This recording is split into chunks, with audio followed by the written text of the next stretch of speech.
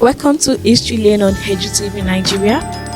If you are new to this channel, do well to click on the subscribe button for more interesting Nigeria history. This is the story of Oluwa of Lagos, Chief Amodu Tijani, the man who took Britain to court in the year 1921 for stealing his land and won £22,500, or what would now be considered as $29,220 as compensation. Chief Amodu Tijani Oluwa, also known as simply Amodu Tijani, was a Nigerian traditional chief coming to prominence in the high colonial period. He was a notable nationalist. Chief Tijani was an Idaho chief who controlled a series of villages and towns in the Lagos area. He had strong nationalist views, arguing that the British colonial government had no authority to interfere with the Oba's rule, that is, the rulers of Lagos. He had the title of Oluwa of Lagos, a member of Lagos Idaho hereditary nobility. Chief Oluwa was a direct descendant of Olofin Ogunfunmire. His family had dominion over a patchwork of villages and towns in the Apapa area of Lagos. He had strong nationalist view, arguing that the British did not have the right to deprive his overlord, Eshubayi Eleko, the Oba of Lagos, of his ancestral powers. To this end, he served as a co-founder of the National Congress of British West Africa. In 1920, the chief, Prince Adeniji Adele, and Abat Macaulay journeyed to London to appear before the Privy Council.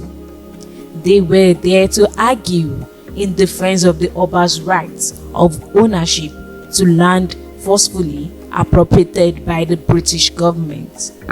In Amodu Tijani versus Secretary, Southern Nigeria, the council ultimately ruled in their favor. This case proved to be a landmark in Nigerian history, as it recognized the chiefs as absolute owners of the land.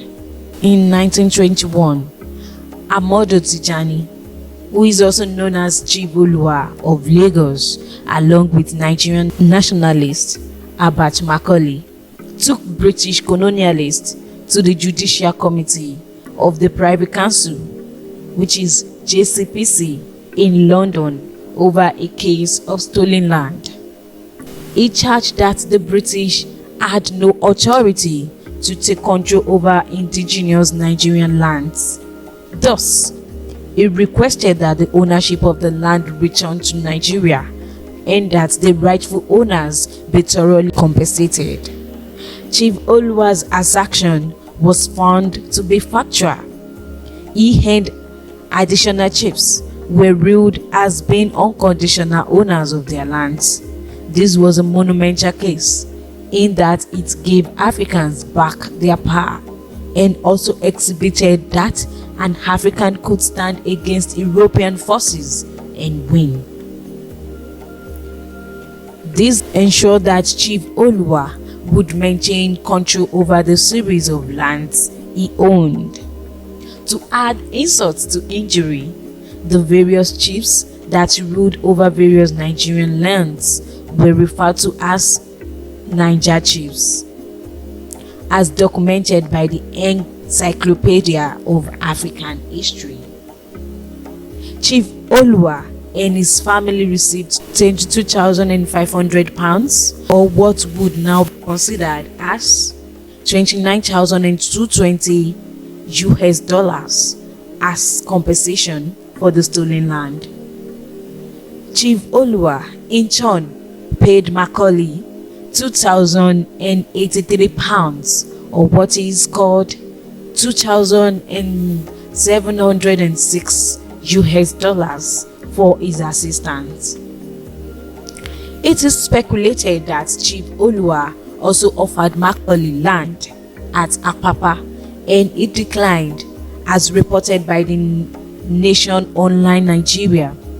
One local newspaper remarked, "Today, the dictum that the white men government, make no mistake, has been exploded and proved to be erroneous and untrue." The chief was lauded by several West African leaders for his significant win.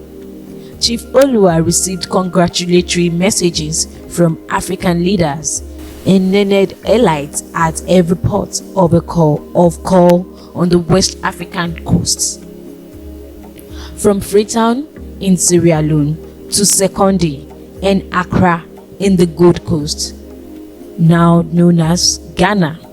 40,000 people turned out to at a ceremony to welcome victorious Chief Oluwa and his entourage when they arrived on the Lagos shore on the morning of 25th of August 1921.